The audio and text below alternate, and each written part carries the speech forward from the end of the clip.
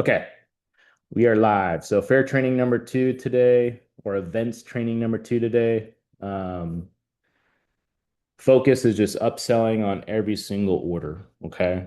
And the idea here, guys, is again, with everything I mentioned about attendance declining, a lack of interactions, one of the easiest ways to continue growing as a team and growing the fair is obviously working on our average order size. And to me, it's the idea of like working smarter, not harder, and having discipline with the person that's in front of you and not having that FOMO mentality of like what's happening to the left of you or the right of you with your booth mate, right? Because sometimes we hear things going on and we feel like we're missing out on orders, or maybe someone gets like a walk-up ultimate right next to you, and you're like, oh shoot, I need to move on from this customer and get the next one. So, one of the things I preach, if you've ever mentored with me or if you've ever listened to any of these trainings, is focus on the person in front of you and that's it, right? Like try to create this little bubble and just act as if this is your only customer interaction for the day, and it will train you to sit with them, be patient, ask good questions, and just really maximize whatever opportunity is there in front of you before moving on to the next customer. And I think you would all agree, if you've done fairs long enough, that it's easier to add CPO to the order in front of you than it is to find a whole new customer, do a whole new pitch, and try to close them on another order, right? And so, I think about, if I'm already closing an ultimate set to a customer in front of me, it's that much easier to add flatware or cookware than it is to find a past customer of mine walking around, do a flatware pitch and try to close them on flatware when they had zero intention to come see me for flatware, right? So always focus on who's in front of you. Don't let them walk away until you've gone through every upserve opportunity. Getting the sales the hard part. That's what requires the most energy up front. But adding to the order only takes a few extra minutes and requires much less effort. Biggest thing that I want you guys to understand is the commitment to the upserve every single time is the mentality that you want to adopt for the fair or for events. Okay. It's the idea that you need to have this commitment to effort and detach yourself emotionally from what the results are going to be. That's the hardest part.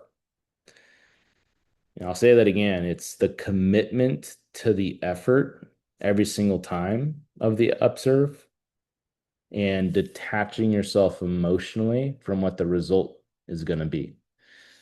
And what that'll do for you is it'll help you focus on the quality of your upserve without worrying if they say yes or no. And that's kind of all you need to pay attention to or worry about every single time you work with a customer, is just that commitment.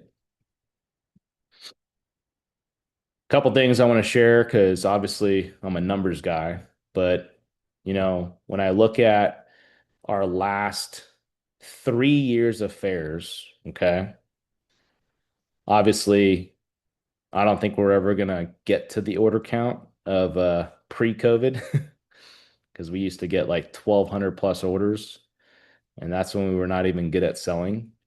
Um, just to kind of share with you the numbers that we've had in the past. Average order size in 2023, our average order as a team was 684. Last or 2 years ago, so 2024, we grew it to 733. And then last year, we grew it to 806. So in the last 3 years, having consistent growth, We went from selling 480K all the way up to 670 last year, which was our best year ever. And again, most of that came from an increase in just average order and not really much growth in order count. We did have a little boost in order count last year because of the fourth booth, the fourth booth we added, which was our outside booth. But even then, with the extra order count, we even grew the average order. And I think I could be wrong, but I've looked this up. I think our average order as a team at the fair last year is the greatest average order by any fair team in history. I don't think any other fair team has ever done over 800 CPO across an entire fair. So I'm really proud of that, guys, because again, it's just a testament to like the training and the work that we do every year together. And obviously, each and every one of you guys, your commitment to growing and getting better. So I'm not sure what our goal should be this year for average order size. Um, but I would like to see this fair get past 750. Um, we don't have any additional booths this year, right? So we're not really changing much. It's all just going to come from a growth in average order or closing more orders. So that's kind of a look at what average order can do for your team, though, right? I mean, if you're not changing order count, but you're changing average order size, that's growth. So the first thing I want to start off with is what my upserving standard looks like and how this can become your upserving standard. And I want to kind of go over some different scenarios where like upserving makes a huge difference with your average order. The first scenario is probably the most common one that we're gonna get as a team at the fair. Um, Honestly, it's probably the most common scenario just across the board, whether it's like a service event, service call, fair, home show, it doesn't matter, right? But it's those piece requests. So it's those customers that, are coming up to us and they're looking for maybe a replacement paring knife, a replacement table knife, or a common one that I get like on military bases because we work with a lot of like younger customers. They just want one good chef knife or one good chopping knife. So, think about how many of our interactions at the fair this year come from Cutco owners. Maybe they're Costco customers that started off with a couple pieces. So they have the mentality of just buying a few pieces every time we're at Costco. Or a past customer of yours that has like a lot of stuff. So they're just looking for a cheese knife as a gift, right? So what do we do in those scenarios? What's our standard to prevent writing up a one or two piece order and converting a bigger order?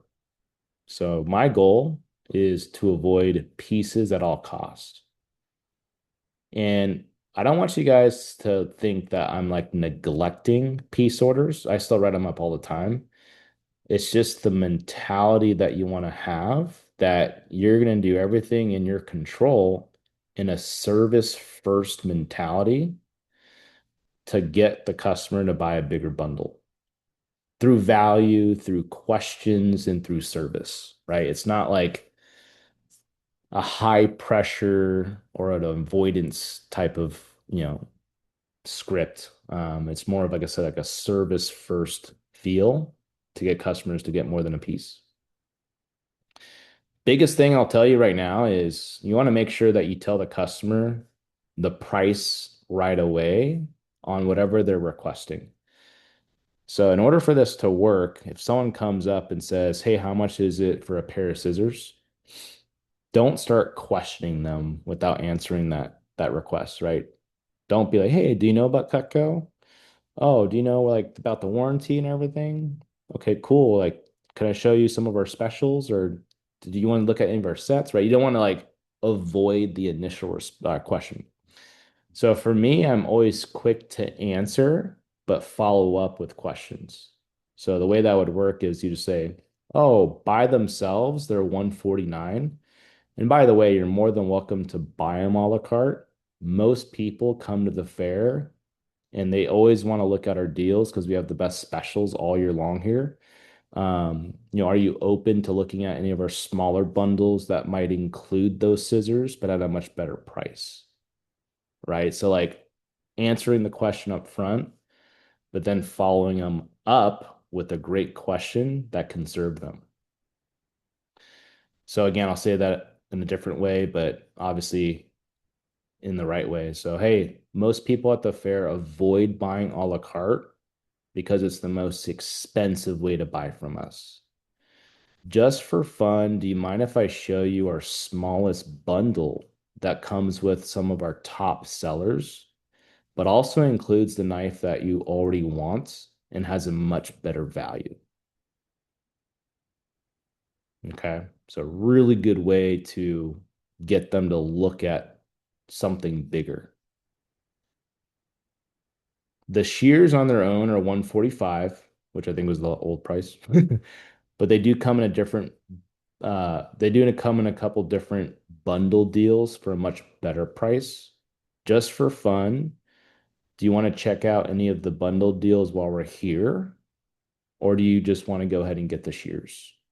So that's another good response, right? For someone that's asking about just the scissors.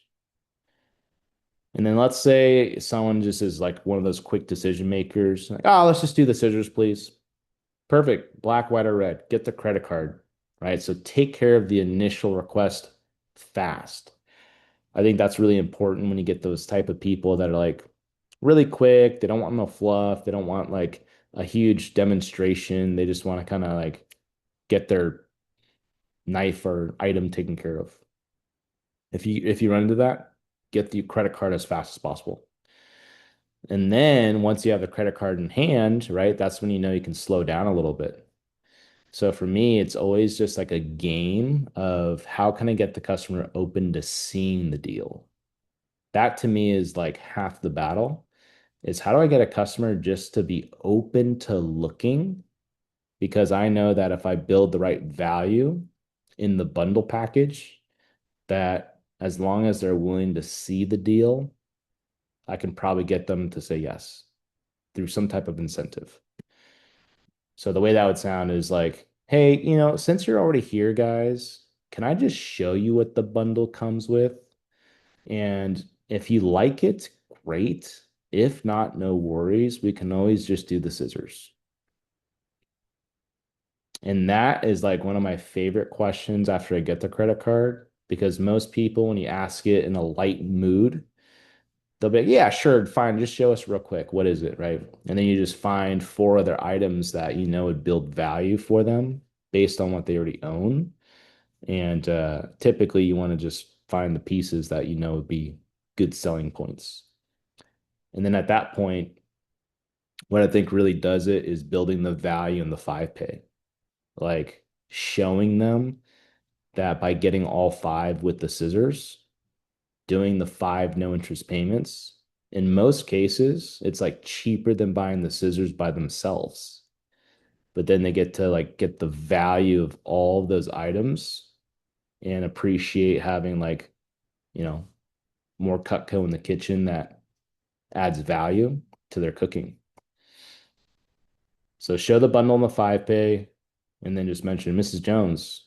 If you do the five no interest payments, it's cheaper to do the bundle deal today than it is to buy the one knife. And that's why everyone goes for it at the fair. And that's why it's like one of our best, like, smaller bundles. So piece requests, that's kind of how to handle it. And I know for me, I think my ability to convert piece request and make it like a 5 piece bundle is kind of like the untold secret of like how I avoid, lowering my average order. Because when you think about it, let's say you get 4 piece orders a day. If you can convert three of those or two of those into like a 5 piece bundle or more, that adds significant CPO over the course of a day, a week, and a month. And I would actually encourage you guys to like maybe go through your last two fairs and actually look at how many piece orders you have. So let's say you had 100 orders at the fair last year. Like, look at the percentage of your orders and see how many of them are 1 to 2 pieces. And I think it would be a very eye-opening experience to like see what your data is. Is it 20% of your orders? Is it 30% of your orders? Is it 40% of your orders? Like really, really actually give yourself permission to look at that and ask yourself, hey, if I can convert half of these or a third of these, whatever the goal is, and turn it into a 5 piece bundle instead, now we're looking at like instead of a $200 order, now you're looking at like a $600 to $700 order, right? And then just do the math, like multiply that much CPO times X amount of orders and see just what that growth from that one commitment looks like in your upserve. And I promise you it'll be a number that it inspires you to get really good at just this one commitment. Okay. All right. The next thing I want to talk about is kind of like the commitment to upserving to complete sets. So when I think about like what my needle movers are during events, it's my ability to sell complete sets, whether it's a complete set to a new customer or whether it's like a Cutco owner that's upgrading to a complete set. But the mindset I have is if they don't have a complete set, how can I get them there? Right. And so for me, that's always kind of one of my standards is I think everyone should own a complete set.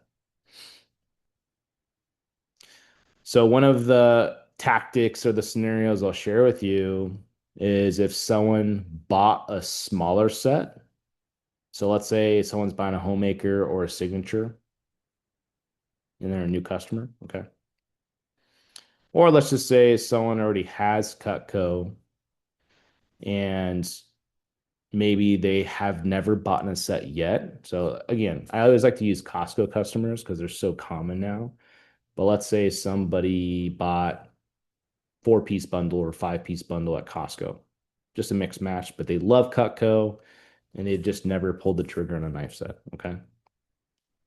Some key questions that I like to ask, just to see like what my level of opportunity is I'll ask them something along the lines of, "Hey, Mrs. Jones, knowing the quality of Cutco, knowing the warranty, knowing this would be like a forever investment, would having the complete set be the ultimate goal one day, or would that be like the dream goal one day?" Right? And a lot of times when I ask people in that manner, it's like, oh yeah, of course. Like who wouldn't, right? Who wouldn't want to have the best set? But the idea is you just want to like ask that question to see what the response is. Another question I like to ask is I'll say, do you guys feel like one day you'll eventually or potentially upgrade to it? So hey, knowing you have the homemaker set now, but knowing that you love to do a lot of cooking, you barbecue a lot, you smoke a lot of meats, do you think one day you would eventually like upgrade to the complete set just to have like the best set we make? And again, it's like kind of like a question in a way where it's going to be kind of like a yes or yes, right? In that point, I just like to ask them, hey, we're already here. If I did a little extra turbo incentive and it was still at a price point that was comfortable for you, would you consider just going with the complete set today? And you're just kind of dangling the carrot, right? So there's been a lot of times where I get a customer that wants to buy like a homemaker or a signature set. But again, like you want to have this service first mentality, right? Where you take care of that initial request. Once I get the credit card, though, then I'm like, okay, cool. Like, is there a possibility to turn this into a complete set? So I did this on my military base last week. I had a person that picked the signature set as like the dream set, did my whole closing process for them, right? Got the credit card, and I literally just followed what I'm teaching you right now. I just said, hey, listen, I know you guys barbecue a lot. You said you smoke a lot of meats. Sounds like you hunt out here in Alaska. I was in Alaska. But yeah, so we hunt, we fish, we do all that. Okay, cool. And I was like, when you look at these extra pieces that come in the complete set, like hypothetically, if you had them, would you get good use out of them? And they're, yeah, like not every day, but I can for sure use the cleaver and the salmon knife from time to time. And I was like, awesome. And I was like, would the goal one day be to like eventually upgrade to the complete set, knowing that you'll never have to buy knives again? And he was like, yeah, I would say so. Like right now, it's just me and the wife, but obviously when we have kids, we're gonna cook more. I'm like, awesome. And so once I asked those series of questions, then I just hit him with the incentive. I was like, well, hey, listen, man, just to kind of shoot you straight, there's one guarantee with Cutco. We just keep going up in price every year. And so most of my customers, whether they start with the basic or the family set, they all eventually upgrade to the complete set because they want the peace of mind that they're one and done and they never have to buy knives ever again. The problem is when you do that down the road, obviously you have to pay a la carte for the pieces you're missing, plus the bigger block. And a lot of people, they end up spending way more doing that in the long run versus kind of buying the complete set all in one shot at the best price while we're here today. So here's my question, since we're already here now. If I did go out of my way and do like an extra little incentive where you felt really good and taken care of about doing the complete set, just so you have like the peace of mind you never have to upgrade in the future, and then you have the best set Cutco makes. Is that something that you'd be open to? If you can make it work, great. If not, no worries. We can still start off with the family set. I just kind of want to give you like the position of choice. And that literally is what gets people to be, all right, like what could you do? Like what would that look like? And so yeah, all I did was throw in two hunting knives and then he went from the signature to the complete set. And so, I think about kind of that frame of mind I gave you guys in the beginning, right? What's harder, going from a signature to a complete set with the customer in front of me, which is an extra 1,000 CPO, or finding a new customer interaction on a base that's already super slow and getting them to buy $1,000 of new Cutco? Like, what takes more effort? And so the quick answer is obviously it's way more harder to find a new customer and convince them to buy $1,000 of Cutco. So these little commitments of discipline adds up so much, right? But that's like one of my bread and butters is like, if anyone's buying something from me, how do I get them to get the next bigger set? Or at least how do I get them to get to a complete set? But don't think it has to be a complete set either. I'll give you another good example that works a lot for me is, let's say someone's buying like an 11-piece package, or let's say someone's buying a showstopper, right? Get the credit card and ask the same series of questions, but more about a block set in general. It doesn't have to be like the complete set. But hey, I know you guys are starting off with the 11-piece package, which you're going to love. It's a great starting point. You're going to have our core essentials, some steak knives and scissors. Just curious, is the goal like one day to get into a block set, just so everything's consolidated and just so you have the peace of mind you're like one and done with knives? Yes, absolutely. Blah, blah, blah, blah, blah. Okay, awesome. And just curious, like when you look at all three sets, which one do you feel like would be the dream set? Which one would be the one that you'd be really excited about? Oh, the family set? Perfect. Um, I had an idea if you're open to it, since we're already here, and then boom, turbo incentive. Like if I went out of my way to do a really good deal, you can make it work on the payments. Is it something that you'd be open to considering? Just see if you can go from whatever smaller bundle they're starting at and get them to do a homemaker or get them to do a signature set, right? It doesn't have to always be the complete set, but it really is just like the commitment to the effort and going through those series of questions and being okay with the no. That's really what it comes down to is I think a lot of us, we're just scared to hear the no, so we don't even try, right? Maybe it was already difficult to close the 11 piece. So you're like, there's no way they'll go into a block set from here. It's like, how do you know that? Like, how do you know that a little kick or a little, incentive isn't going to get them to go for it? And so being committed to the effort and being unattached to the result is how you figure that out, right? It's just what's your standard? So for me, it's like, how do I get anyone from what they are getting to a block set or a complete set? So I think that'll be a huge one for a lot of you guys is just selling more block sets in general at the fair. Those are needle movers. I mean, a freaking ultimate now is 3,500 CPO, guys. You sell two of those in one day, you're at a 7K day already. Like, it's pretty crazy. You know what I mean? Like, when you think about how simple it is to have 10K days now at the fair, it's like it just takes a couple block sets and then something else, you know?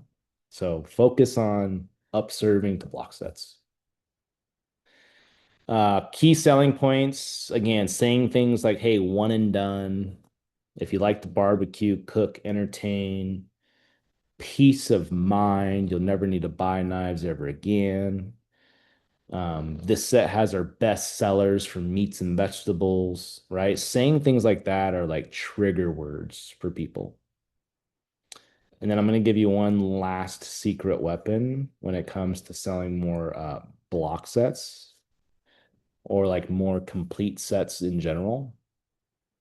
Um, I'm sure you guys have dealt with this, but there's like scenarios where you kind of see an opportunity for a client to gift what they currently have to like a family member and then get them to buy the complete set for themselves. Okay. And so let me think of a couple scenarios. One would be you're pitching a Cutco owner an upgrade, right? And they have like a galley or a homemaker set. And they kind of love the idea of the upgrade and they look like they're going to be a pretty easy yes because they're like so excited about it. Um, or let's say maybe they only have five knives. Maybe they went to Costco and they bought four or five knives. Okay. Actually, I sold another ultimate set this way at my base last week too. Um, he bought a four piece at Costco. And since that day, like 3 years ago, the wife's been like dying to get like a Cutco set.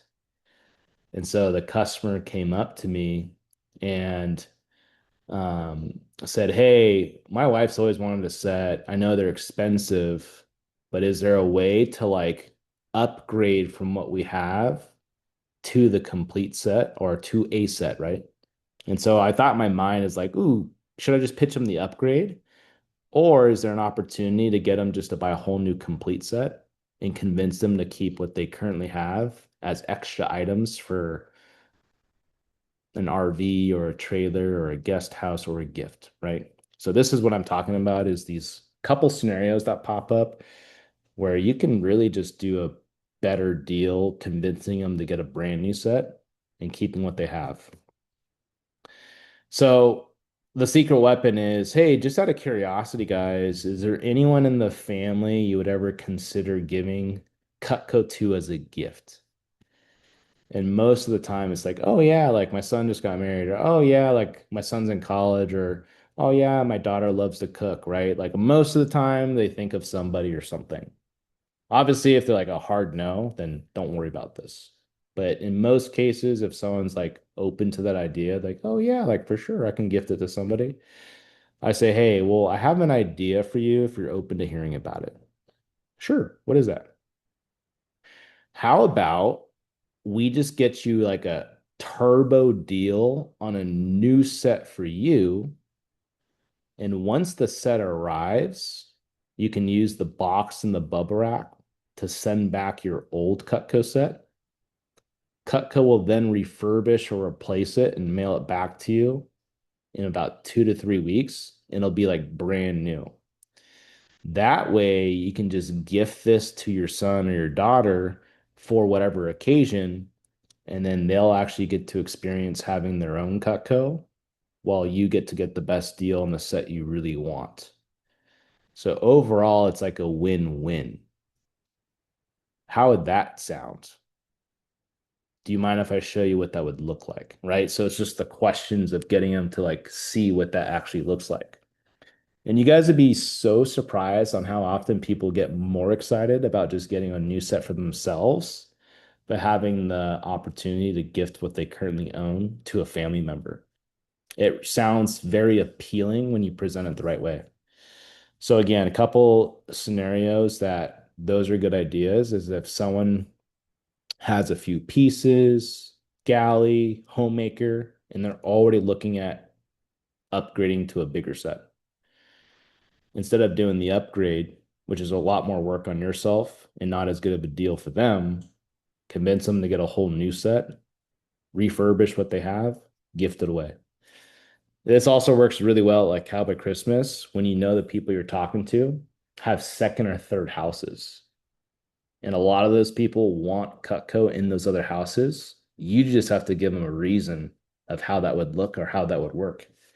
So selling a new set for their primary home, getting everything they currently have refurbished, putting that in their guest house or their rental house, whatever it is. And what's funny is what I realized at Cover Christmas, because I do this all the time at Cover Christmas, is when you assume they own a second or third property, they feel really good because they're like, oh, this guy thinks I have a second or a third house.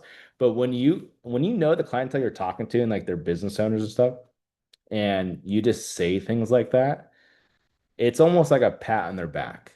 And that's like what makes them receptive to doing it is they're like, how did this person know, right? And they, oh yeah, we do have a second house that we could put Cutco in. You know what? Let's go ahead and do that. So it's like a secret weapon that comes up from time to time, but powerful, powerful upserve. Okay. All right, next upserve standard I have is always flatware. So mentally, guys, when you're thinking about like the process of working with a customer, once upserving knives are taken care of with whatever capacity that looks like, what's next for you, right?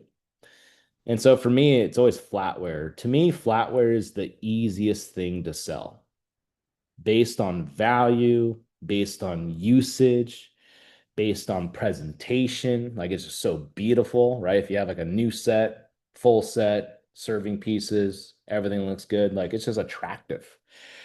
But in my eyes, like it's way easier to sell flatware than cookware for a lot of reasons. Price point, um, usage, just like there's a lot of things that I think make it easier as an upserve.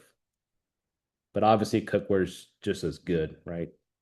And also nowadays with people being afraid of Teflon and nonstick, cookware is like the easiest are easier than ever to sell. But I still think that flatware is like my bread and butter when it comes to adding it to orders. Um, a lot of my package deals are knife sets and flatware, knife sets and flatware. So when it comes to the upserve, um, I want to remind you that most of my flatware upserve does not come from people showing interest in flatware. It comes from that commitment I talked about, where I'm willing to like introduce people to the flatware every single time, regardless if they say yes or no. So if you've ever worked next to me in Bing Crosby at the fair, you probably hear me pitch flatware 10 plus times a day, but I'm only successful in converting like two or three of them, maybe one of them. But that's what I think a lot of people forget is how often I get no's for the few yeses that I do get. I'm just doing more pitches than everybody else. I'm just more committed to like sharing the flatware pitch with all my customers, especially my past customers. And so for you guys, after the knife set upserving opportunities like over, flatware to me should be like the next priority. So a couple questions you can ask to kind of generate or bring up an opportunity. A simple one that I like to ask is, hey, what's your current flatware situation like at home, Mrs. Jones? And then see what they say, right? There can be many responses. I'm more looking for people's like everyday flatware situation. Like I don't really care about silver that they have or inherited, right? A lot of people, that's what they initially think is like, oh, we have nice silver for holidays. Cool. Like what's your everyday stuff like though? Is it a mixed match? Are you excited about it? Is it just temporary? Whatever it is. Another good question I like to ask after is, have you guys ever considered like upgrading or replacing your flatware at all? So now you're just asking like a general buying question in regards to flatware. Again, the easy people are the ones that say, yeah, we're in the market. Our flatware sucks, right? Well, you would never know that if you didn't ask that question. Most responses are going to be like, yeah, I mean, not really. I think we're happy with our flatware. It's pretty good stuff. It doesn't matter what the answer is, right? The follow-up is, well, I'm sure you've seen our flatware. And then obviously it's like right there in front of you. And I did want to mention something at the fair. It's actually Cutco's largest corporate discount out of everything we offer on this table. That's just the bait, right? So I just came back from a fishing trip. So that's the bait you throw out there. Now you're trying to set the hook, right? Because all you're trying to do is like build some type of like urgency to hear about the flatware. And typically, when you say something like that, hey, it's our largest corporate discount of everything that Cutco offers right now. That kind of raises eyebrows. Oh, why is that? Right. And then you just say, do you mind if I tell you real quick the story about our flatware and why we actually make flatware as a company? That is literally how you get someone to like hear, right? Hear the approach. And again, if you can get 90% of your interactions to just hear the story about the flatware, watch how much more flatware you sell. Okay. And I'm not going to do my actual flatware approach for you because it's probably recorded somewhere on here. Um, but it's more about the idea of engaging the customer with those questions and getting them open to hearing about the flatware every single time. And whether you have a really good approach or a really bad approach, the numbers will still have like an average to it, right? You do 10 approaches, you're going to sell a couple of them. You do 50 approaches, you're going to sell a lot of them, right? And so for me, that's literally why flatware is my bread and butter is I just share it with everybody. I just love telling the story about the flatware. And I have total conviction that my flatware approach is so good that the value builds and is created throughout my approach so that a customer that had zero interest in flatware when I first started talking to them now has a lot, right? And that's where I'm able to convert those sales and upserves. But guess what? I'm totally fine if someone says no. Um, if anything, the work I do trying to get them to add the flatware to their order will pay off in the future when I see them again for like a service event or a service call, or if they come back to the fair the next year, right? That work I did and the no they gave me will still have a compounding effect next time I see them. It'll make selling the flatware that much easier. Couple selling points on the flatware obviously is reminding them being American made, having the same forever warranty. Hey, Mrs. Jones, this spoon or this fork can go down the garbage disposal 5 years from now. You can mail it back to Cutco and they'll replace it for free forever. So it really is forever flatware. talking about 1810 stainless and how it's the highest quality metal they use for forks and spoons now. Mrs. Jones, this is what people buy instead of silver now because silver is just too high maintenance. It corrodes, it tarnishes, it's not dishwasher safe, and you got to polish it way too much. Most people store their silver away and they use it once or twice a year. So, what's really the point of having it, right? With 1810, it's designed to be everyday use. And it's also zero maintenance. It is dishwasher safe. It will not tarnish, and you do not need to polish it. And then one of the things I love to say about our flatware is out of everything you can buy from us, Mrs. Jones, knives, flatware, pans, accessories, outdoor stuff, knives and cookware, you might not use every single day, especially if you're not like cooking every single day. But guess what? We're humans. We all eat multiple times a day, every single day for the rest of our life. So when you really think about how much you're going to use the forks and spoons, it's by far the greatest return on your investment than anything you can buy from us. And that's why people invest in the flatware.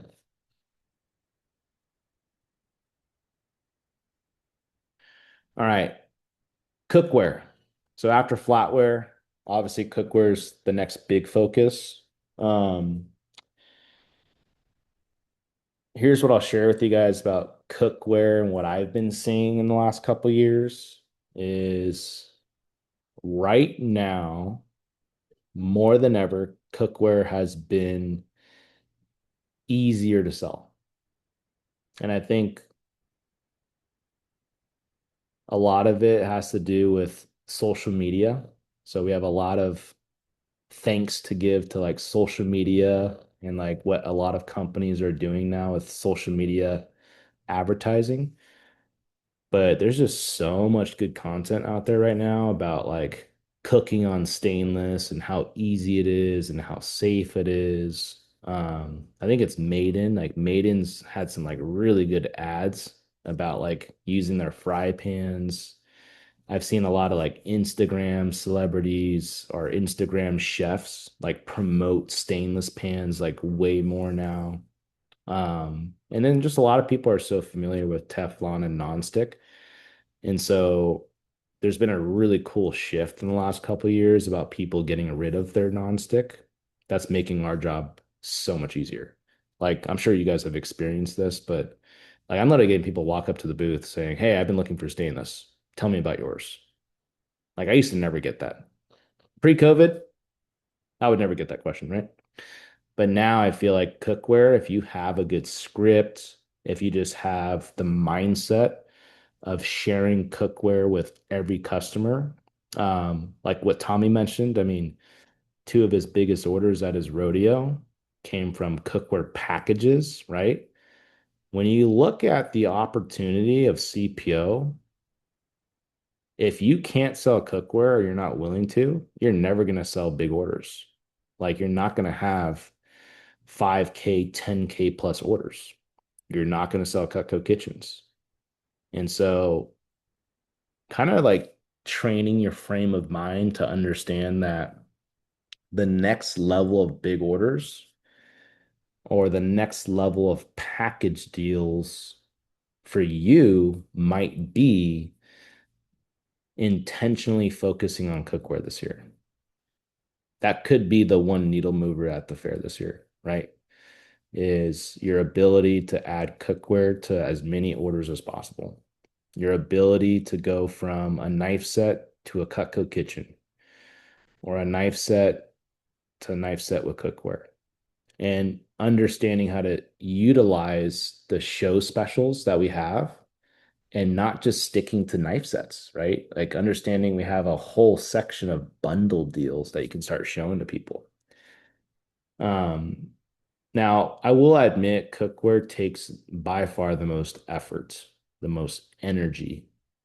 And that's where I think a lot of people get discouraged is the amount of time it takes to do the cookware approach and the amount of like enthusiasm that you need to have for it. And people still saying no. It sucks. right? Like you've all been there before. I've been there thousands of times, right? So I hear no the most on cookware, by the way. Um, but there's a reason why I've been number one in cookware in the company the last 3 years. It's because I'm willing to go through those no's to get those few people that say yes. And again, I've kind of understood pretty quickly that you cannot be a Cutco Kitchen sales rep or you can't be good at selling package deals if you're not good at cookware. You're shooting yourself in the foot from the largest CPO program that we have available in Cutco, right? So out of all the programs we have, the complete cookware package is by far the largest CPO. All right, if you not talking about business gifts, right? I'm talking about knives, flatware, cookware, accessories, right? Cookware is by far the largest. All right, so a couple things about cookware, just to kind of help you guys, is be very transparent with customers about Cutco cookware being expensive. I think something that helps me sell cookware at a very high level is I'm just blunt about how much it costs. I don't like to play the guessing game with people. I don't like people like wondering how much it's going to cost. Like I just want to like be so transparent that it's going to be expensive. So I like to say, by the way, guys, Cutco cookware is the most expensive thing we make, but for a very good reason. But it's also the most important investment that you can make for your kitchen, right? The knives help you prep food a little easier, a little faster, but the cookware truly changes the quality of the food that you're cooking at home. So saying little things like that. Again, you're just kind of throwing that hook and bait out there, trying to get them interested in hearing more about the cookware. The line that's been working the best for me right now in my power intro or when I'm just like mentioning cookware at all is I'm saying, by the way, guys, we're getting more requests than ever right now for our cookware because it's high quality stainless. And everybody is so familiar now with how bad Teflon and nonstick is. So everyone's trying to get rid of that and upgrade back to stainless. So that's working really well for me right now to get people to hear more about our pans.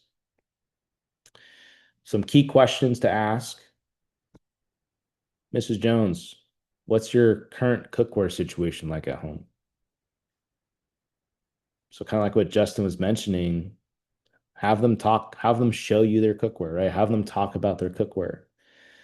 When people have to talk about what they have, it creates pain, right? It creates pain points and it's making them remember what they're using. That might be all you need to do to get them to hear about your pans and why yours are better and why they should invest in it, right? But if you're not acknowledging them or giving them the space to talk about their cookware, you're probably not getting them emotionally ready to hear about yours.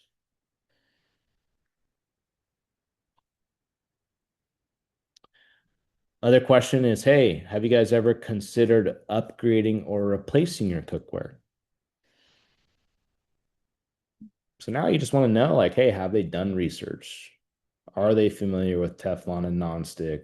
Are they familiar with like cast iron and stainless? Are they in a position where they've looked for new pans, right? Like you just want to get an idea of what you're working with.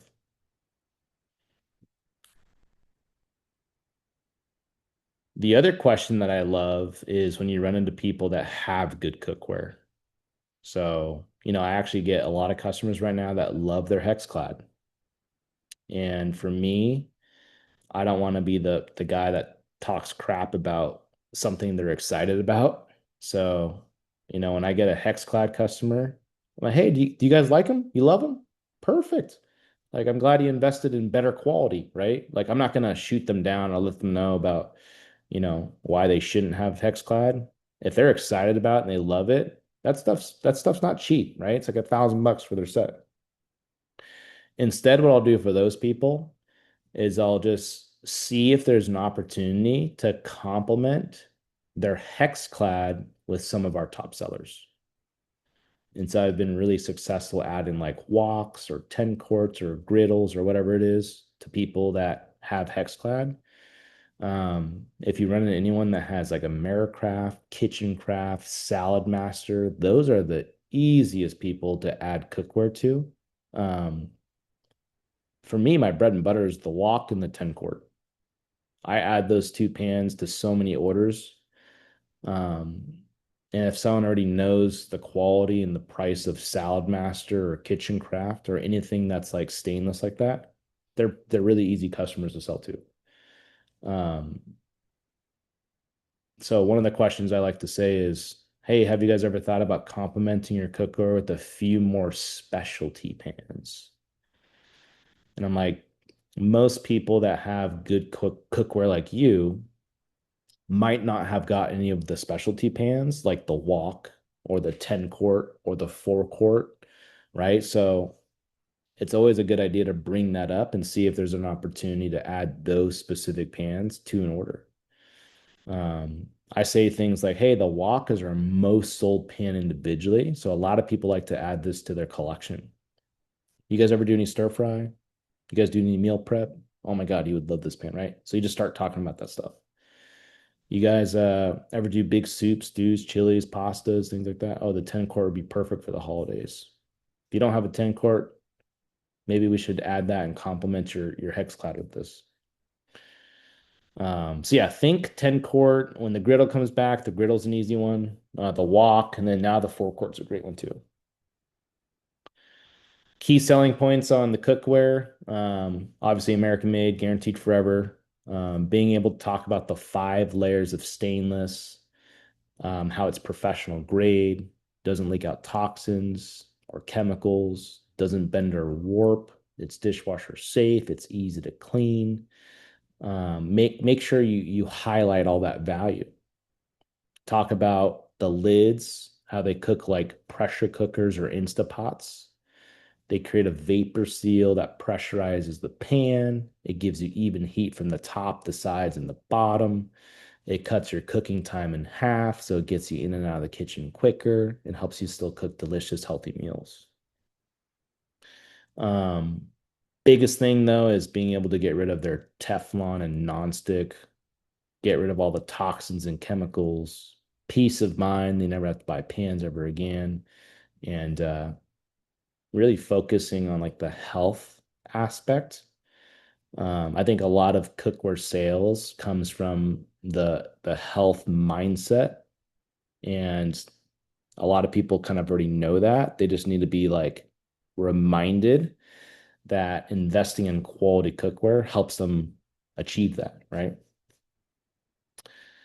Um, the next program I'll talk about is the family program. So to me, the family program is probably one of the best programs for Cutco owners that seem to have it all, right? You run into a few of these people all the time at the fair where they come see you every year. They got a Cutco kitchen and more. Um, or maybe it's just a customer that has like an ultimate set, but they don't need flatware, cookware. They're good on accessories. So just those people that are hard to add more, or just seems like they're content with what they have. The family program's always been my go-to for these people, and training their mindset to think about others and buy for others and giving them the experience of Cutco as a gift.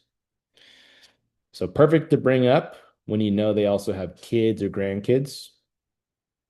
One of the things I like to say is, hey, Mrs. Jones, we came out with this family program to incentivize our customers to buy more Cutco as gifts for family and friends. They will use it every single day for the rest of their lives. Plus, they will always remember who got them started on Cutco. So think of it as the gift that keeps on giving. The other thing I like to mention is Mrs. Jones, like obviously money, gift cards, alcohol, gift baskets, all that stuff is like appreciated in the moment. it's just forgotten about very quickly. So Cutco truly is like the only thing you can buy your family and friends in their lifetime that's used every single day for the rest of their life. Key questions to ask. Hey, Mrs. Jones, would you ever consider giving Cutco as a gift to anyone?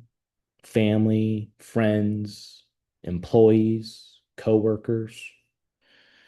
And then after they say, yes or like maybe, it's like awesome. Like if you actually did do a gift this year for a few people, like who comes to mind? Like I would love to know like who you would actually consider buying Cutco for. And then make them think of those one or two names, right? Once you get them to think of those one or two names, then it's all about having them pick out a few options that they're willing to look at a deal for. So after I kind of figure out who they're thinking of, I kind of show them that program that we have, the brochure, and I just say, hey, just so you know, here's a few of the options we have that we do a better deal for when you do Cutco as a gift. We can start them off with like a little 5-piece bundle. You can get them a smaller block set, or if you really love them, we can do like one of the bigger complete sets. Um, and if you're not looking to do anything like from these options, just remember we can always do a knife or two. We have these cool little gift sets that come with like one or two pieces. Now, you mentioned, um, Aaron and Stacy. If you were to get Cutco as a gift for those two people, what would you honestly consider? Would it be like that 5-piece bundle? Would it be a block set? What do you have in mind? And then let them choose and then show them the deal you can do on that. Okay. Hey, just for fun, do you guys mind if I show you what kind of deal I can do if we added a few of these gifts on your order? So, I think about how many times I was selling like an ultimate set to a customer, or like an ultimate upgrade to a past customer. They shoot me down on flatware. They shoot me down on cookware, but then I bring up the family program and then a light bulb goes off. And they're like, "Oh, what a great idea. Like Christmas is not too far away. Like we should do these as gifts." And then they add 3 showstoppers to the order. And they add an extra whatever that is, 1200 CPL. So again, the discipline of the upserve is what's so important, right? Like your ability to talk about the program and create interest and just get people to see it. That's what matters. Some key selling points. I kind of already mentioned it, but it's not something that they can spend, use, eat, drink, and forget about it. It's something they're going to use every single day for the rest of their life. It's guaranteed forever and American made. And every time they use it, who do you think they'll be thinking about? Right? So your customer. And then a big selling point too, whenever you're looking at like the family program or gifts, is reminding them that Christmas is closer than they think. And saying things like customers wait for the year or wait for the fair specifically every year to get their Christmas shopping done. So I always mention like, hey, Mrs. Jones, like I have customers all the time that literally come see me at the fair to do their Christmas shopping. It's not too early and it's not too late. It's like the perfect time of year to get this done. And that kind of gets them open-minded to do Christmas gifts, right? The last few packages are programs. I'm just gonna kind of breeze over because I don't spend a lot of time on these ones, but I also don't neglect them. So the next one, guys, is the accessory package, right? So we call this the clean out your kitchen drawer package. Key questions to ask. Hey guys, do you have a bunch of like mixed matched gadgets that take up all your kitchen drawers right now? Most people, it's like, oh yeah, it's filled with like rusted, broken, mixed match stuff, you know. Well, how cool would it be to replace all your kitchen gadgets with American-made quality, a forever guarantee, so that you'll never have to worry about buying them ever again? So key selling points would be the concept of replacing their multiples of each item with just one quality one from Cutco, and they'll never have to replace it ever again, right? So talk about the gadgets, talk about the kitchen tools. For me, kitchen tools are like an easy sell. I say, hey, most people, they're trying to get rid of their plastic and wooden utensils. And most people just have a pile full of them that take up all the kitchen drawers. So imagine having this nice block that holds your top six utensils, and that's all you need. They're safe to use and are stainless pans, and then you don't have to worry about, toxins or chemicals or bacteria growing on your wooden spoons. So kitchen tools are pretty easy. Talk about bacon serve set, barbecue set, garden tool set, um, cutting boards, sharpener, right? Just build value in all those things that make it attractive. But the idea is you're selling people on one and done, guaranteed forever, and then decluttering their current space and adding quality to the kitchen. Next one is the hunting slash outdoor package.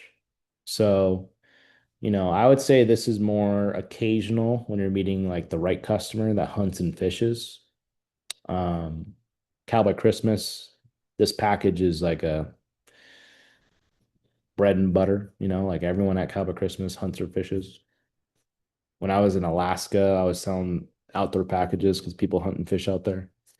So I would say when you meet the right customer, this is a great program. But this is perfect for people at gun shows, boat shows, fishing shows, rodeos, hunting shows, right? Key questions. Hey, do you guys do any hunting or fishing or do any like outdoor activities?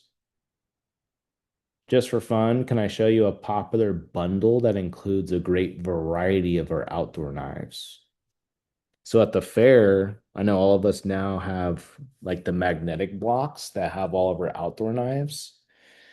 And you guys are going to get a bunch of people that, ask about the fishing knife or want to see a pocket knife or ask about the K-bar.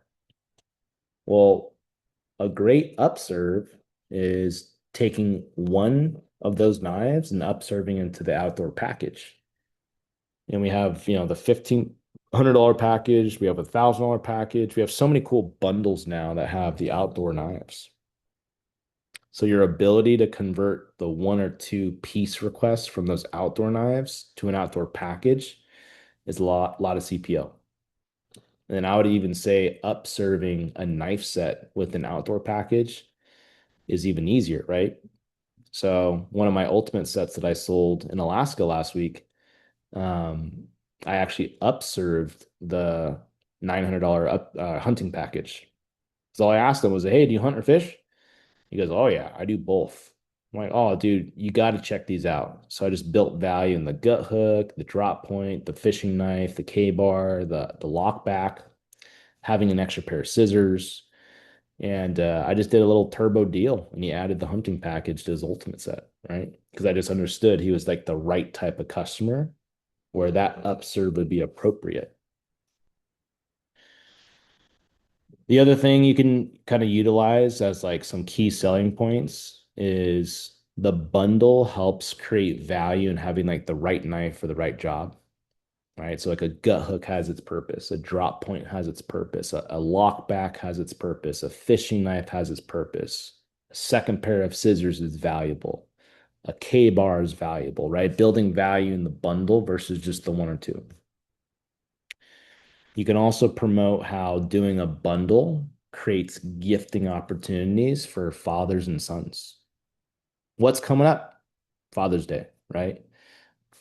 They're hard to shop for, but every guy likes guns, knives, and watches. So getting a customer to add a hunting package and framing it in a way where they can give a couple knives to each son, some to the husband. That'd be a great selling point.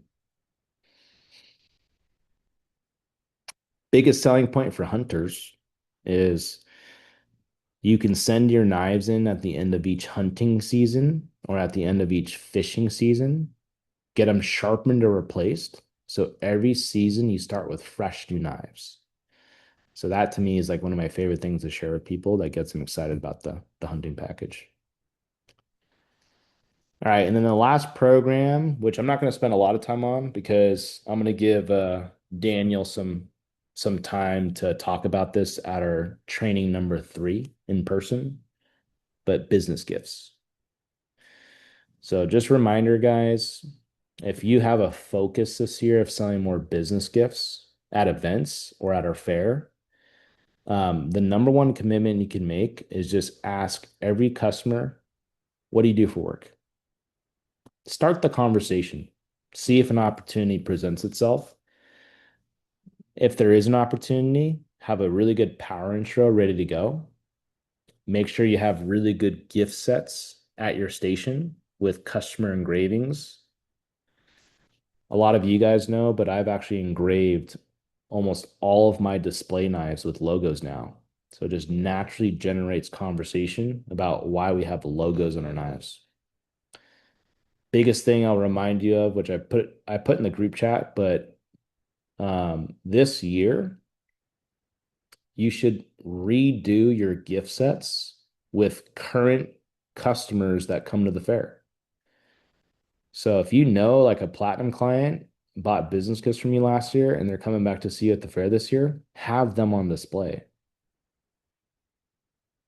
It'll lead to more orders and more sales. Okay. Couple key questions. Hey, do you own a business? Hey, what do you do for work? Hey, are you a realtor or a lender? Out of curiosity, do you guys give out appreciation gifts to clients, employees, referrals? What have you guys done in the past? What's your guys' plan for this year? Right? Great question to ask. Well, I don't know. I don't have a plan. Cool. Here's where I can help. Hey, in the next 6 months to a year, how many gifts could you give out if you really wanted to? Or another great question I learned from Net, or already, wait, what do we call it? Net, yeah. Is instead of asking what's the minimum they can do, hey, what's the most amount of gifts you can do this year? So more of an abundant question that leads to bigger orders, right? Key selling points, top of mind awareness. It's a gift they use every single day. It's a tax write-off. It's a system in place for future, right? And then they don't have to worry about scrambling at the end of the year for holiday gifts. Okay. And then the last portion, guys, to close out this training is I'm going to give you my specific upserving tactics in specific scenarios. So now I just kind of presented my upserving standard of mentally what I walk through with each customer with the programs. So hopefully that gives you guys a good idea of like where you could be, I guess, putting more intention into your upserves, right? Which programs you want to focus on and the idea of committing to the upserve and sharing the programs, being unattached to the result and committed to the effort, right? But now I want to kind of share like easy tactics that will help you upserve every order. So number one, my favorite upserve is your ability to add 1 or 2 knives at full retail price to an order. I feel like this is so like overlooked, but it's so easy to do once you already have a credit card. And so, couple examples where I do this almost every single time is when I sell a showstopper, I'm always adding scissors to it, full retail. I'm always adding like a hearty slicer to it, full retail. Um, I think about how often I sell a knife set, and I think about a knife that doesn't come in their set that I know they like. and I just have them add it to the order. Hey, I know you guys really wanted that cleaver. I know you're just getting the family set though. Like if you had this, would you use it? Awesome. Can I make a suggestion? Why don't you just add it to the order? You're already doing the payments, so it only adds an extra 50 bucks a month. And that way you don't have to worry about buying it down the road. Right. Boom. Add it to the order. Um, Pretty much anything you're selling, just think of an item or two that they know they want that they could use.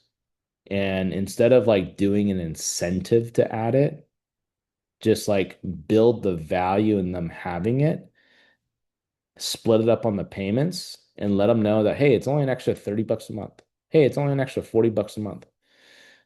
Want to go ahead and add it? You'd be surprised.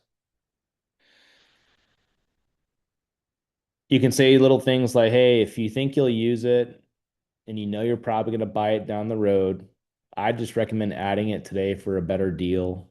Cutco just keeps going up in price every year.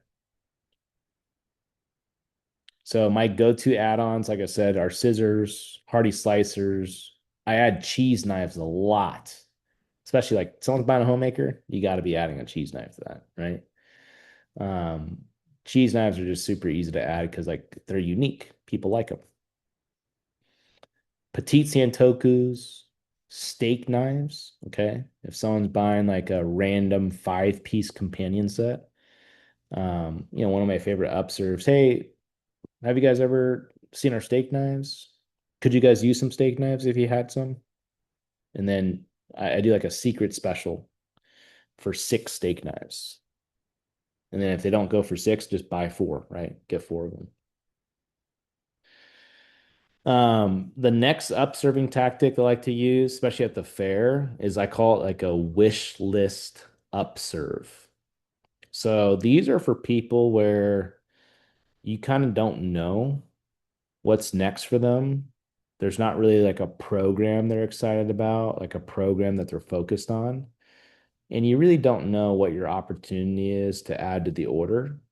So doing a wish list upserve in this scenario is very helpful. I just say, hey, Mrs. Jones, I always like to make a wish list with all of my customers just to get an idea of anything and everything that you would eventually want to add to your kitchen collection. Out of everything you see on this table, what do you feel like would be next on your wish list? Gadgets, cutting boards, kitchen tools, bacon serve set, flatware, cookware. You just start like going through everything, right?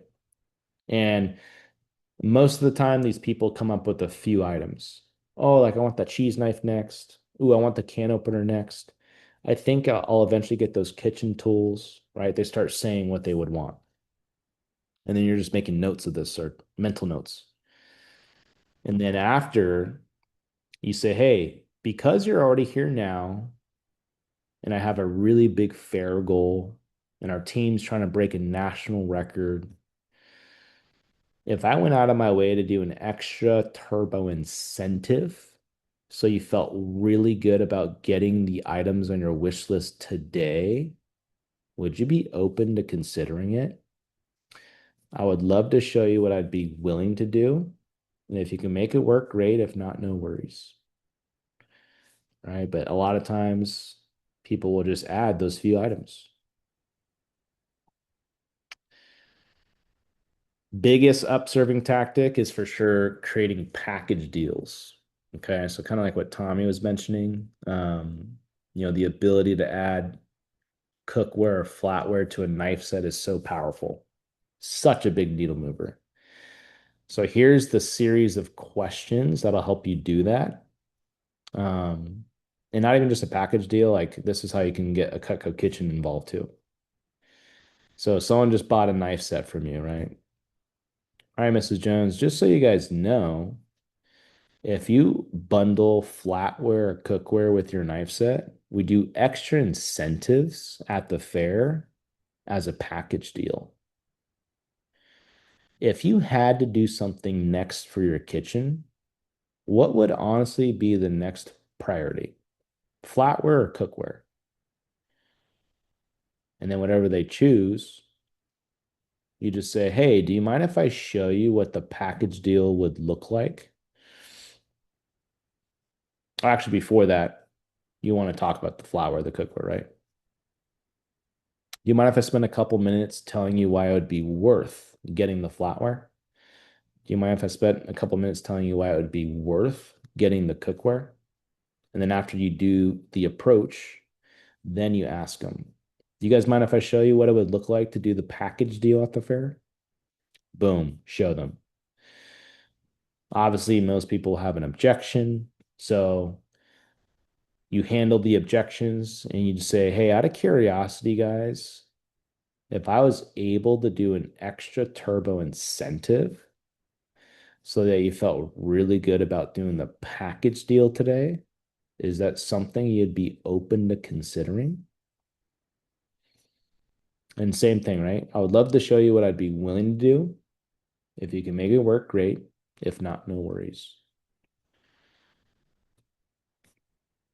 And then let's say someone adds the flatware. So now you got like an ultimate set and flatware written up. Instead of being happy and content, it's like, okay, what would it look like to go to a Cutco kitchen, right? That's what I'm thinking. Is like, is there an opportunity? So the next question you would ask is, hey, by the way, guys, is the Cutco kitchen something that you can see yourself eventually having? So do you see the potential of like one day having the cookware and the accessories and never have to buy kitchen stuff ever again? And most people, they're like, yeah, absolutely. Like that'd be great, especially with your warranty. And so in this moment, you really just kind of test them. And you're like, hey, I'm curious, guys. I know we're doing the flatware and the knives, but if the deal was good enough and you had the peace of mind that you could be one and done and like never have to buy kitchen tools ever again, would you actually consider the Cutco kitchen at the fair today? And you just test them. All my Cutco kitchens literally come from this question. It's like seeing if they're actually willing to do the Cutco kitchen. No one's gonna look at your Cutco kitchen page and say, "Hey, can I do this? What's the best deal on this thing?" It's all about getting them open to the idea, right? Getting them open-minded. And then I like to say stuff as well, like if you know you're eventually gonna build up to it, but you're able to budget it at the fair now, obviously I'd recommend going with the Cutco Kitchen since it's our number one corporate discount out of everything because they can see how much they save on the Cutco Kitchen, right? And again, one of my favorite one-liners is, hey, there's one guarantee with us. We just keep going up in price every year.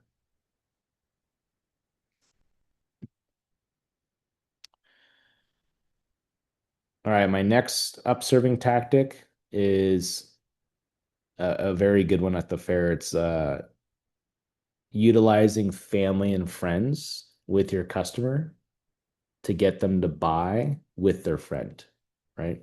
So a lot of us kind of miss this opportunity, but I see it all the time where a customer has friends and family watching the entire pitch, but the rep is just focused on the one person. One of the best things you can do is get everyone involved and everyone open to buying. So if I notice this in the beginning or mid pitch, I say, hey, just so you guys all know, I know you're like watching because like your friend or your family member is like interested, but we do actually have a family and friend deal here at the fair, and everybody takes advantage of it. Essentially, if you all buy something, it doesn't have to be the same set. I do an incentive for all of you guys. So it helps everyone out.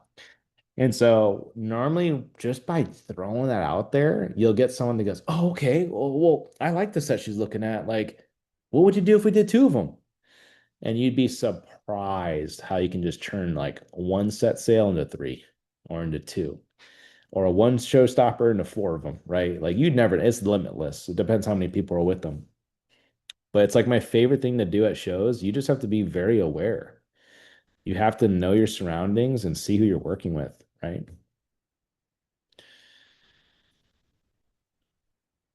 And then obviously you can just decide what you want to do for your incentives. It's all about having fun though, and just mentioning that it's something we do to see if people bite and want to see. Okay. Um, the last one I'm going to share with you, be careful with how you utilize it, but it's like our 10 pay and 15 pay option. Um, but I will say that it's a good way to kind of like get extra CPO.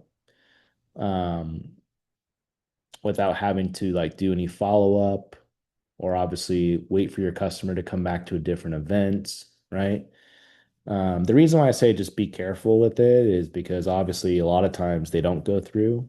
Um, but I would say even if 30% of them don't go through, that extra CPO that you do get that does go through never would have happened anyways if you don't utilize this tactic. And so the 10 pay and the 15 pay is perfect for people that really want to do a package deal. They just can't budget the payments, but like they really are committed to like a knife set and cookware or a knife set and flatware or like the family program and the upgrade, right? They're excited about multiple programs essentially, but they just really can't do the five pay. And so, one of the questions I like to ask is to say, hey, Mrs. Jones, like, no worries. Like, I would never want you to do anything that you're not comfortable with financially today. That's not what I'm here for. But I'm curious, like, are you pretty confident this is something that you're going to get in the future? Like, oh, yeah, Matt, like, when I'm done paying off the knives, like, I would love to get the cookware. Or, yeah, Matt, like, come Christmas time, like, I would love to do that family program for my kids. So if I hear that confidence, I kind of move forward, right? So I'm like, okay, cool. Like, is the only reason why you wouldn't get it today is like you're just not comfortable budgeting it on the five pay? Yeah, that's exactly why. I just can't do 1,200 bucks a month. Awesome. I do have a solution for you if you're open to hearing about it. Permission question, right? We have a special program for scenarios just like this called the 10 pay.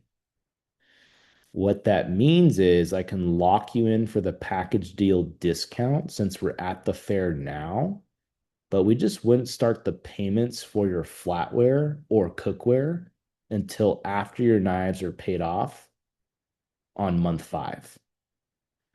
What that does for you is it guarantees you the discount rate without worrying about paying more down the road. Plus, it keeps your payments at a more comfortable amount and accomplishes the same goal of getting the package deal. Best part is I can honor the extra incentives we talked about, even if we just do the 10 pay. And then this gets people really excited about that. And again, I'm careful with who I do this with. If it's like a past customer of mine, I'll do it all day long because I trust them and they trust me. But like a new customer, I kind of have to see the confidence, right? The conviction to move forward with this. But again, worst case scenario, it doesn't go through, and next time you see them, you revisit it, right? But for the ones that do go through, it's really cool to see an extra 5 to 10,000 CPO come in 5 months from now or 6 months from now. Um, but that's what I have, guys. So that's my training today about upserving. Again, we highlighted all the programs, the standards about being committed to the effort and walking through each program with each customer and seeing what your opportunity is for upserving. And then I just shared a bunch of tactics that I like to use to like easily add, CPO to an order. Um, does anyone have any questions in regards to what we talked about today? If so, we could spend the next 5 or 10 minutes. If not, no worries. But does anyone have any questions about anything?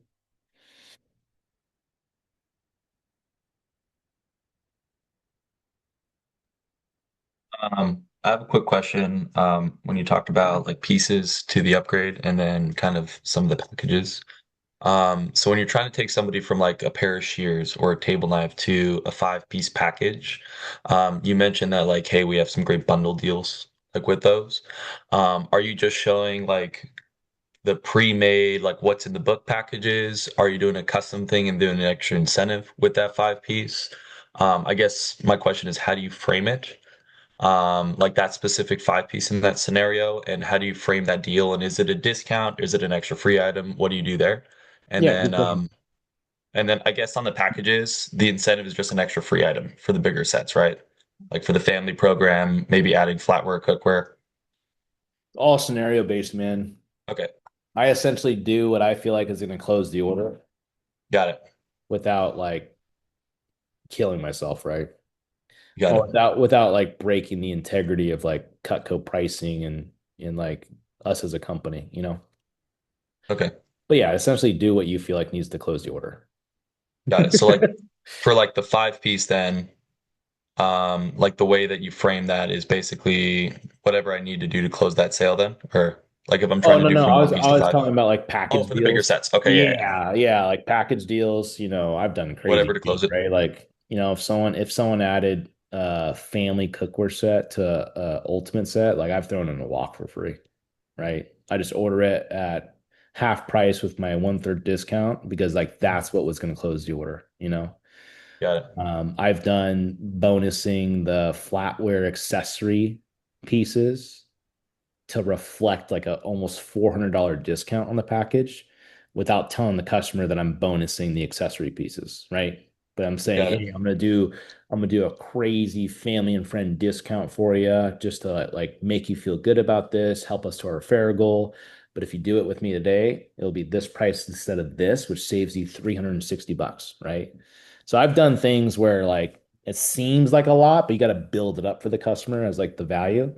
I've also done things where I threw in two gadgets for free because they added cookware to the knife set. You know what I mean? Like it is Mhm. all scenario based. You got to read it, read the situation. Yeah, what's going to close it? Exactly. Yeah. I've So, also CTR'd my account $250, right? Because there wasn't anything free they wanted or excited about, but I like wanted to do something, like whatever. okay. So then how are you framing like the one piece to five pieces then? Yeah, yeah, yeah. I'll talk about that Um, right now. So, thank you. so if there is a specific bundle in our specials book, use it. In most cases, though, you're kind of creating a custom five piece, depending on what the customer like is looking at.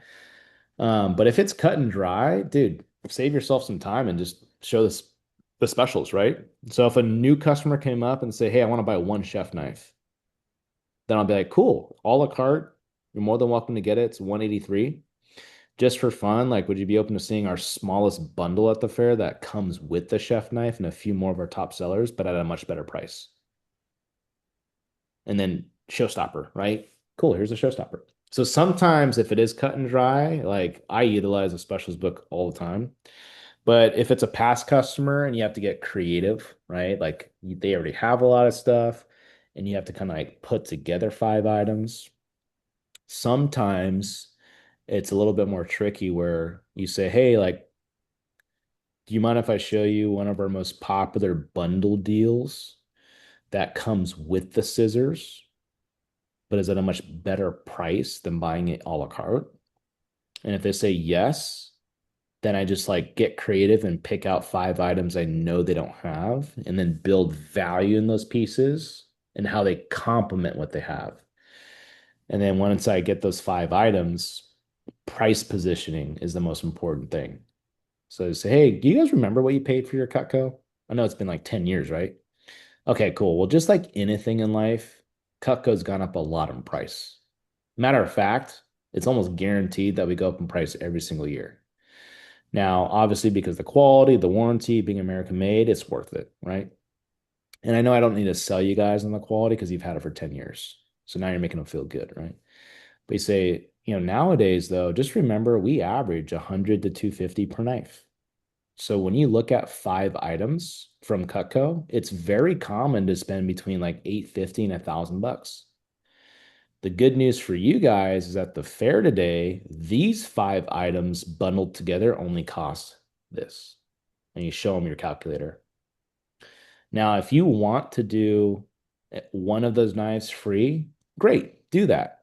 If you'd rather do full price and then bonus something in with it as like an extra incentive, do that too, right? So sometimes I'll actually quote them full price if I think I know I can like close it, but I'll like say, hey, but by the way, if you do it at the fair today, which of these gadgets would you guys get the most value out of? The peeler, perfect. I'm actually going to take care of the cost of that with your 5 piece bundle. So you can do that instead if you don't think it's going to be hard to close the 5 piece, right? But in most cases, if you're working with a customer and you really want to like get them to go from 1 piece to 5, it's probably in your best interest to bonus one of the knives to really reflect a big discount. So get something in the $600 range because now they're thinking 800, 900, and now you hit them with like a 650. And then they're like, oh, shoot, that's really good. And then you say, best part is when you do a bundle like this, Cutco lets me do no interest payments for 5 months. So you divide by 5 on your calculator, and you're just like, that's why everyone does it, Mrs. Jones. It's literally cheaper to do this today than it is to buy the scissors by themselves. Got it. That's what gets people to be like, oh, okay, let's just do that. Sweet. Thank you. Yep. Anyone else? Matt, I got a follow-up question from Yep. what Tommy just asked. Yep. In terms of like the deals we do, and I might be good to talk about it openly. But what's like this? Two questions. What's like the standard deal you do? Just ultimate Siggy homie, like, and then I want to know like what's like and also 5 piece, and then what's like the lowest, you know, like the floor that you probably can't see yourself doing less than in terms of like free stuff or like CTR commission charging. I mean, I'm really, really curious about like what what's the you do most I would do, specifically. you mean? Yeah, like what's like the floor you won't go past? Because you know how like we all do like crazy. I've done some stupid deals. I've given walks for less, bro.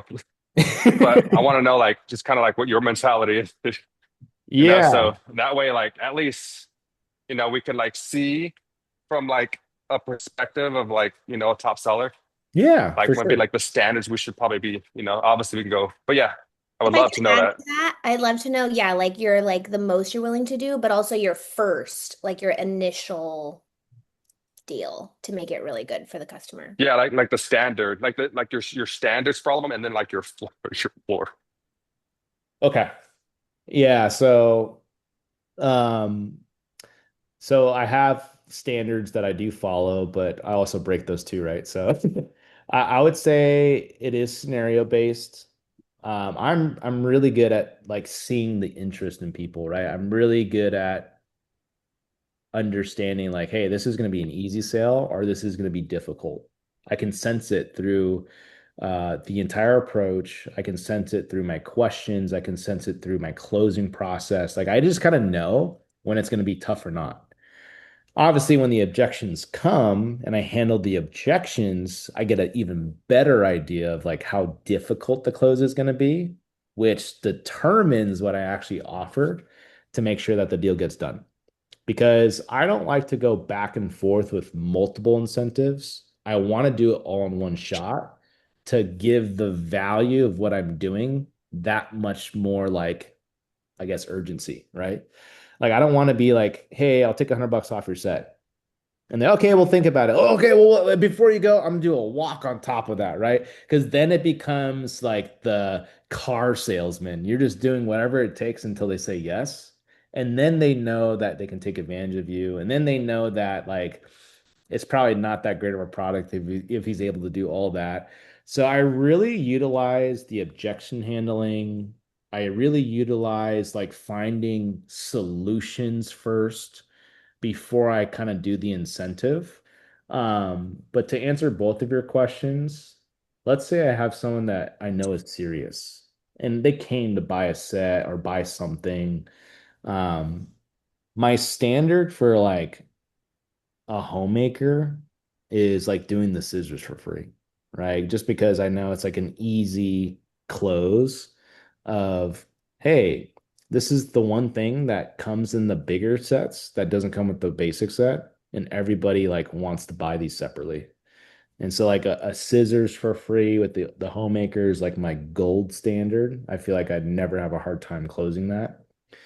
When it comes to the signature set, if you guys don't remember, one of the things I always ask is when a customer doesn't pick the complete set as their dream set, I say, hey guys, when you look at the 6 knives that don't come in the family set, do any of them stand out to you as knives that you would for sure want or for sure use? And when they pick the cleaver or the salmon knife or the boning knife, I keep that in the back of my head because that's my free item I give them for the signature set. So when I close the family set, that's my go-to. Is I do the knife they told me that they would for sure use that doesn't come in their set. For the complete set, I've actually had a lot of success of going to the Cutco kitchen page and saying, hey guys, between a few of these gadgets, an extra pair of scissors, the kitchen tools, the bacon serve set, or the barbecue set, what would you honestly get the most value or excitement out of? And whatever they pick, I do that for free. So it's been a really easy way to close the complete set now is I utilize the accessory package that they show on the Cutco kitchen page and I just like ask them which one they would use or get excited about. Sometimes it's a few of the gadgets. I'll do like 3 gadgets for free. A lot of times they pick the kitchen tools and I really build that up. I'm like, guys, that's the most expensive thing by far. But hey, I'm willing to do it if you're down to do the complete set today, right? But whatever one they pick there, it's like anywhere between $200 and $400. And I can swing that on a complete set, and the customer feels really good about that. Now, when you talk about extremes, okay, I try not to discount Cutco at all. Like I'm really good about like avoiding the discount. And the only time I do the discount, I always bring it up as a family and friend deal. So I always utilize the same words and I say, guys, just like I mentioned earlier, like Cutco sets the pricing, I don't. So you'll never find it cheaper than what you see here. There's only one way I can actually discount this price, and it's by utilizing my family and friend discount. I've been doing Cutco for 18 years, and after you reach the 10-year mark, they give you something called family and friend credit every single year. Essentially, it's if my mom, dad, brother, or sister came to the fair, bought the same set you did, I would just have to submit it to the company as a family and friend order, and they apply a little bit extra of a savings to guarantee you a price you'll never see anywhere else. So if I was to apply that, because by the way, my family has all the Cutco they'll ever need, and I never really use my family and friend credit anymore. I'd rather use it on a customer like you. So check this out. If I apply that to this order, here's what it comes out to. And so my standard is I do $150 off the homemaker, 250 off the signature set, and 350 off the ultimate. And that I won't go past that. That's just like my standard, right? Mhm. So again, I avoid that at all costs, but there's been a lot of scenarios where it actually is so appealing to use that, and the customers really appreciate it. And so if you sense that like free stuff isn't going to cut it, the discount will, that's how you want to approach it. And I wouldn't do anything more than what I just mentioned. Is that helpful? Yeah. Yeah, Okay. very. I got one more question. All right. One more, and then we got to wrap this up. When it comes to like friends together, or whatever, and showing like, oh, if you all do it, better deal. I feel like I've had situations where like people will like kind of like play games with you, you know? Oh, let's see what we all can get. And then they all just like, so do you have like a standard of like, unless one of them is committed, you have credit card in hand, you don't like mention that, or how, like, what's your process? So, Like they all hear about it and then they all run away, or yeah, like, or I can go one way or the other, you know what I mean? Because if the yeah. friend says no, right, so you have to be kind of a little bit more careful. Because if like their friends, oh no, I don't want to, then it might influence the person you're working with to maybe not buy. If that makes sense. Yeah, I know what you're saying. So in most cases, like the deals I'm doing for the friends, it's never discounting anything. It's always just free stuff, right? So hey, if you guys all buy, like I can do $150 of free Cutco for all three of you, right? Like that's something that I would do. But like if a customer that I'm working with is the initial buyer, like they're the ones that are the most interested, um, let's say like the friends back out, I'll still do something for them just to make them feel good, but I'll plant the seed and say, hey, if you can get your two friends to come back, I'll also do this for you. And that's what gets them excited to like get their friends back, right? So I'm always going to do something for the person in front of me, even if their friends bounce. But it's almost like a game to see if you can get them to bring their friends back. And obviously, like once one friend buys, a lot of times like the other ones want to come back and buy too. Um, but typically, if the friends they're with are serious, it's more about like questioning their level of commitment before even showing what you could do. So it's like, hey, I'm curious, guys. Like, I know she's on board. What are your guys' thoughts about the knife set? If it is it something that you could do today if you really wanted to? Okay, great. Like, just out of curiosity, if I went out of my way to do something like pretty ridiculous and all three of you guys felt really taken care of today, like, would all three of you guys be committed to doing this? And then you show them what you could do, right? Versus like saying what you can do and you don't even know what their level of interest is. So that's kind of what's more important in this situation is kind of using those questions to see what you would be willing to do to close it. Does that make sense? Yeah. Okay.